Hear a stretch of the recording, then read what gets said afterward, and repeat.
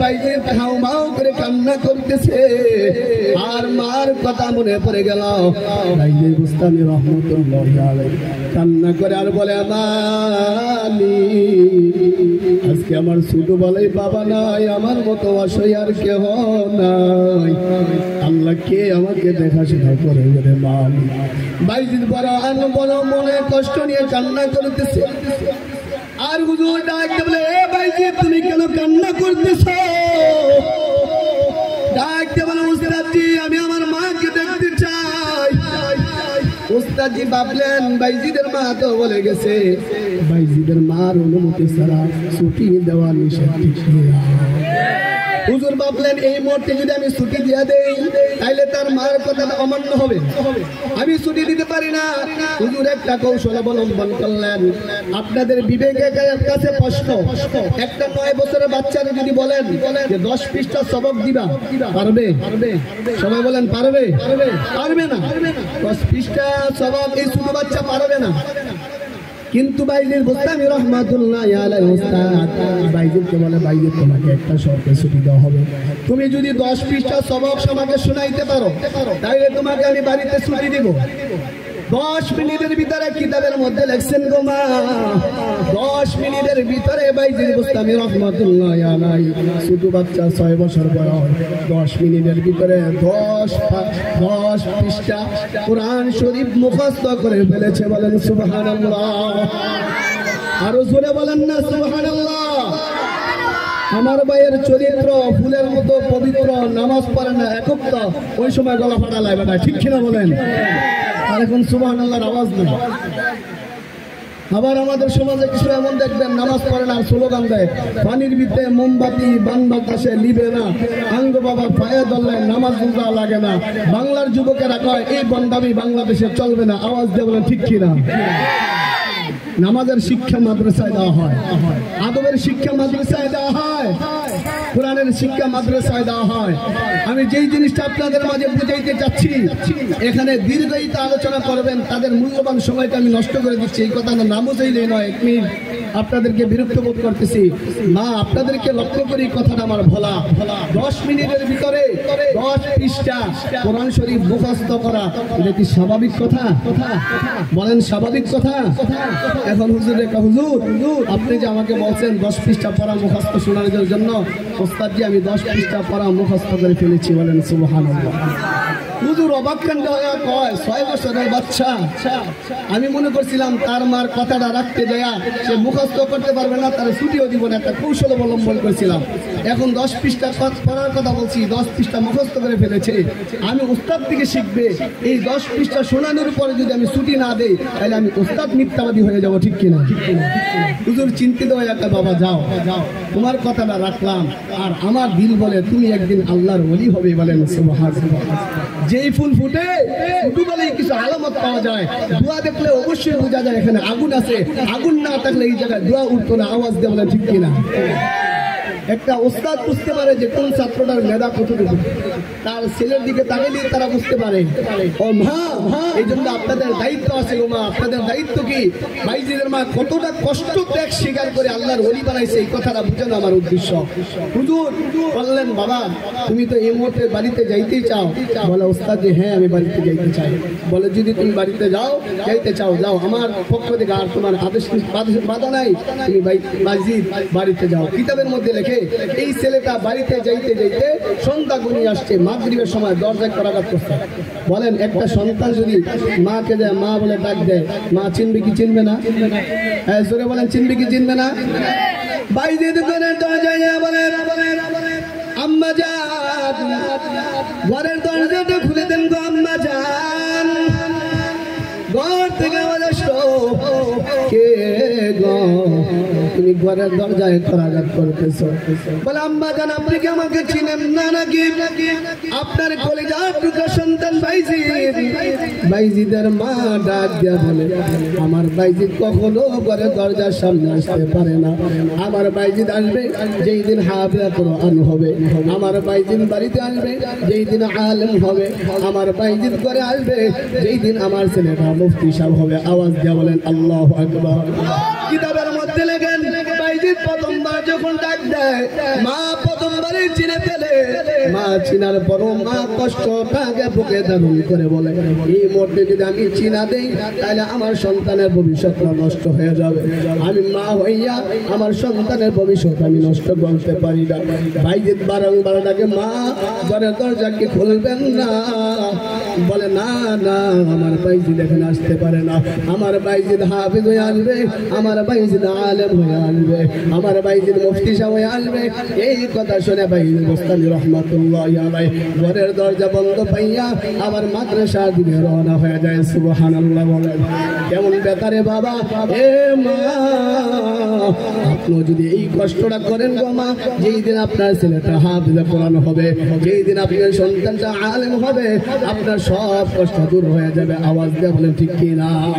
ভাইজিৎ মা ঘরের দরজাটা বন্ধ করে দিয়ে মাথাটা বালিশের সাথে লাগাইয়া ডাকে বলে, ওগো আল্লাহ, আমি ভাইজিৎকে মানুষ করার জন্য আমি মা আমার পরিচয়টা গোপন করে রেখেছি।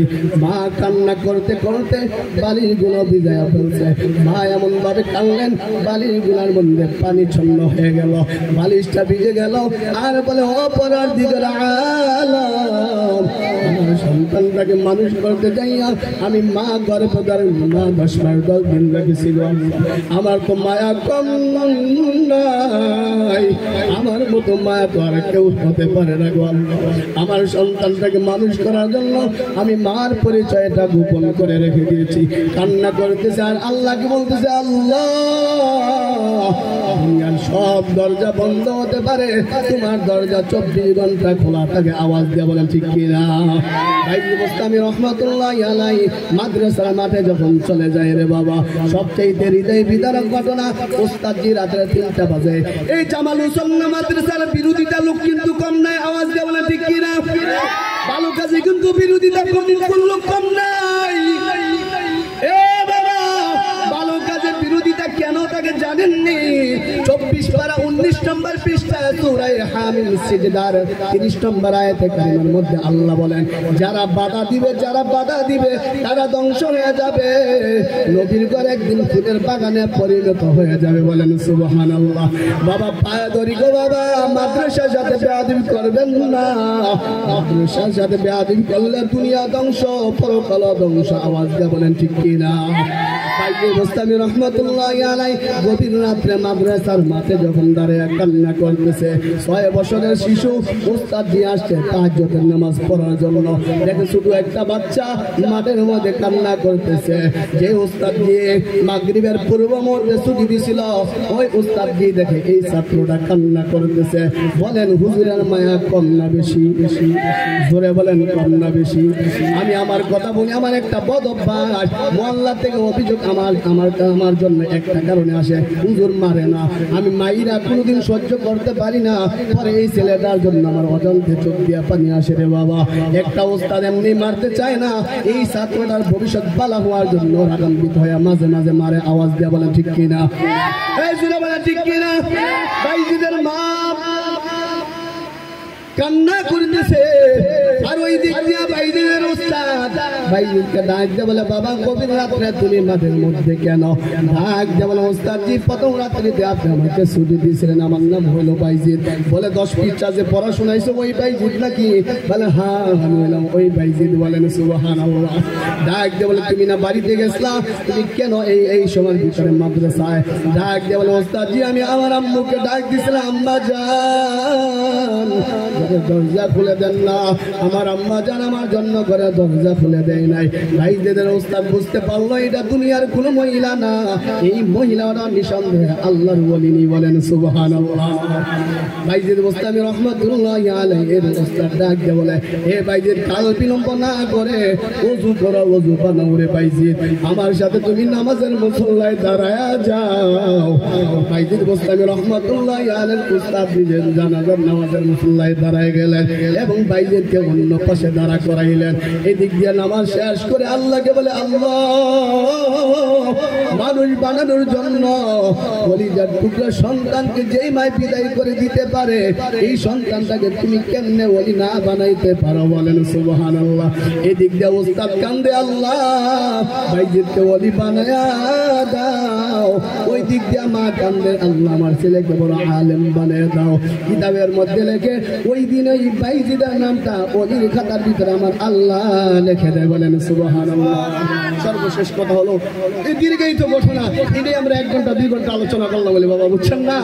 এই কথাটার প্রাসঙ্গিক আরো কিছু আলোচনা করলাম বলে যাই তো আমার এই কথাটা বোঝানোর উদ্দেশ্য, ও মা বাইজিদের মা কষ্টটা কম করছে না বেশি? অবশেষে যখন বাইজিদ হাফেজ আলেম হয়ে বাড়িতে গেছে, মা বুকি নিয়ে কয়, এই আমার সোনার মাইলিক বাইজিদ, তুমি আমার আল্লাহর ওলি বাইজিদ। ও বাইজিদ, তুমি যে প্রথম রাত্রিতে প্রথমবার মাদ্রাসা থেকে আসার পরে আমাকে মা বলে ডাক দিছিলা, আল্লাহর কসম ওই দিন আমি চিনেছিলাম। ওই দিন যদি আমি ডাক দিতাম তাহলে তুমি টিকিট খেলোয়াড় হইতা, রিক্সা চালক হইতা, ভ্যান গাড়ি চালক হইতা। আওয়াজ দেবো না, ঠিক কিনা? কিছু মা আছে ডাইলের পানি খাইয়া ছেলের মানুষ করামো, প্রত্যেক দিন গোস্ত খাওয়াই, খাসির গোস্ত খাওয়াই, ডিম খাওয়াই, আর মাদ্রাসা মধ্যে ডাইলের পানি খাওয়াই। ও মা, আমি তো ঢাকা শহর পড়াশোনা করছি গো মা, আপনাদেরকে বোঝানোর জন্য বলি, কেরি এই যে ছোট ছোট যে পোকা, এই পোকা বলে থাকতো ডালের ভিতরে, এই ডাল নিয়ে আমরা কারাগারি করতাম। বলেন আজকে কি আমাদের সম্মান কম দিছে না বেশি? একটা এমপি মন্ত্রী মনে এত সম্মান পায় না যেই সম্মান আজকে আল্লাহ আমাদেরকে দিয়েছে এই টুপি এবং পাঞ্জাবি থাকার কারণে। আওয়াজ দেবো না, ঠিক কিনা? এমপি মন্ত্রী পর্যন্ত বসে থাকে, আমরা কোরআন হাদিসের আলোচনা করি। ওই আলোচনার একমাত্র উস্তাদদের দোয়া, মা বাবার দোয়া, মুরব্বীদের দোয়া বদলতে আজকে আল্লাহ তাআলা সম্মানের চেয়ার দান করছে, ঠিক কিনা? সবাই দোয়া করবেন। আমার একটা ছিল, আমার ছেলের নাম হলো মোহাম্মদ সাইফুল্লাহ সাদি। আমার ছেলেটা এখন আসছে, দোয়া করবেন আমার ছেলেটাকে এই মাদ্রাসা থেকে জানি আল্লাহ তাআলা দিনের জন্য কবুল করে। আর ভাই মোহাম্মদ ইমাম হাসান সাহেব অত্যন্ত নরম মনের একজন মানুষ, সরাসরি একজন মানুষের প্রশংসা করে আমি সমীচীন মনে করছি না। এই জন্য ভাইয়ের এই প্রতিষ্ঠানের জন্য আপনারা সবাই দোয়া করবেন তো ইনশাআল্লাহ। আল্লাহ তাআলা ভাইয়ের এই প্রতিষ্ঠান জানি কিয়ামত পর্যন্ত কবুল করে। সবাই বলেন আল্লাহু আমিন। ওয়া আখিরি দাওয়ানা আলহামদুলিল্লাহি রাব্বিল আলামিন। আসসালামু আলাইকুম ওয়া রাহমাতুল্লাহ।